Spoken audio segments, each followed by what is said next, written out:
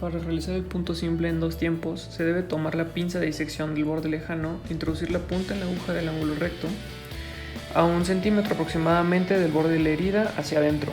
Después se sigue la curvatura de esta misma, incluyendo piel y tejido subcutáneo. Se extrae la aguja del tejido celular subcutáneo.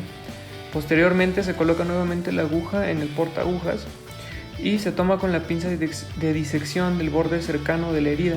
Se introduce la aguja en el tejido celular subcutáneo a la misma distancia del punto de extracción contralateral y se extrae de la piel a 1 centímetro aproximado del borde de la herida.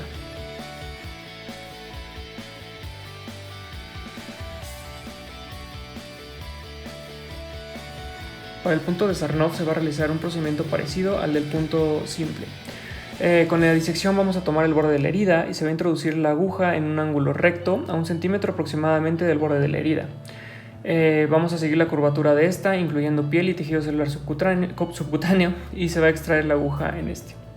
Posteriormente se va a colocar nuevamente la aguja en el portaagujas, se va a sujetar con la pinza de disección el borde de la herida contralateral y se va a introducir en el tejido celular subcutáneo a la misma distancia del punto contralateral.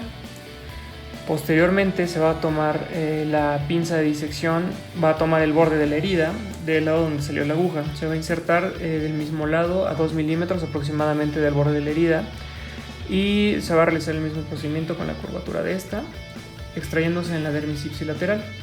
Posteriormente se va a colocar nuevamente la aguja dentro del portaagujas, se va a sujetar con la pinza de disección el borde de la herida contralateral, se va a introducir la aguja en la dermis a la misma distancia del punto de extracción contralateral y se va a extraer a 2 milímetros aproximadamente del borde de la herida.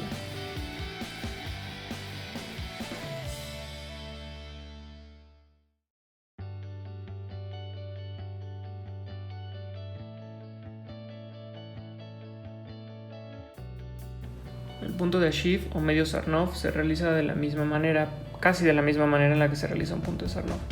Se va a colocar la pinza de disección en el borde de la herida, se va a introducir la punta de igual manera en un ángulo recto, aproximadamente a 1 centímetro del borde de la herida.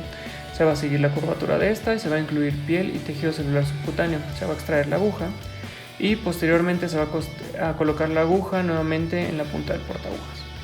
Ahora se va a realizar el mismo procedimiento, se va a colocar la disección en el borde de la herida contralateral, se va a introducir la aguja, solo que esta vez no va a salir a 1 centímetro aproximadamente de la herida, sino que va a salir a 2 milímetros de la herida.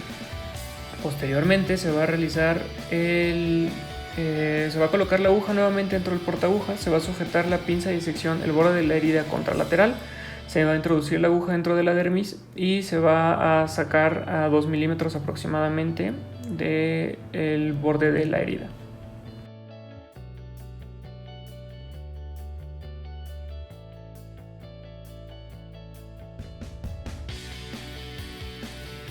Para realizar este punto vamos a introducir la aguja a 1 centímetro del vértice de la herida sobre la piel, dejando el cabo libre, el cual vamos a sujetar con una pinza Kelly. La aguja va a extraerse por dentro de la herida en el vértice de la dermis. Se debe iniciar el punto de sutura del lado contrario del que estemos nosotros. Vamos a tomar con la pinza de disección el borde de la herida e introducir en sentido horizontal la aguja y tomar 3 milímetros aproximadamente de dermis. El siguiente punto se va a dar del lado contralateral, justo en el final del punto previo. Esto significa que vamos a estar haciéndolo de forma alterna o en zigzag, de un borde a otro, avanzando a lo largo de toda la herida. Finalmente vamos a dar un punto por dentro de la herida y salir en la piel a 1 centímetro en línea con el vértice de la herida.